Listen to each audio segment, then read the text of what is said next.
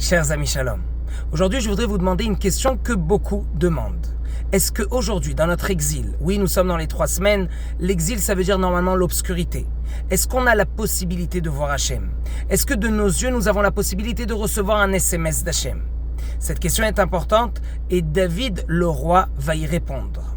À la fin de Shmuel 2, il nous est enseigné là-bas la Shira de David, une louange de David. Et voici que David va dire la phrase suivante: Ve'eshtamra me'avoni.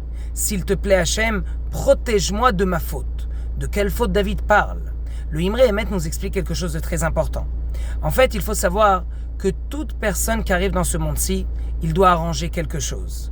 Oui, la chose qui est dure pour toi n'est pas un problème. C'est au contraire un tremplin pour pouvoir arranger ton passé, ta vie antérieure. Ça, c'est d'après la Kabbale et c'est très fort. Ça veut dire que si aujourd'hui quelqu'un, par exemple, c'est très dur pour lui de se lever à la tfila, il faut qu'il sache en fait que Hachem lui donne la possibilité aujourd'hui. Il lui envoie un SMS et il lui dit: écoute bien, il faut que tu saches que si c'est dur pour toi de te lever à la tfila, c'est vraiment la chose qui est la plus dure pour toi. En fait, il faut que tu saches que c'est quelque chose que tu dois arranger de ta vie antérieure. Et c'est ce qu'il dit David à Hachem. Il lui dit: s'il te plaît Hachem, aide-moi, protège-moi de ma faute. De quelle faute on parle ici? De la chose que je dois arranger déjà de mon Gilgoul antérieur, de ma vie antérieure. Et donc aujourd'hui aussi, nous avons la possibilité de voir Hachem. Maintenant, il faut savoir une chose, il faut prier pour cela.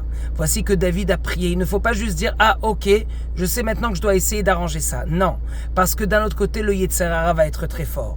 Donc à nous aujourd'hui de travailler, à nous aussi de prier à Hachem et de lui demander, de le supplier de ne pas retomber dans cette faute ou de ne pas faire en sorte qu'on va tomber dans cette mitzvah.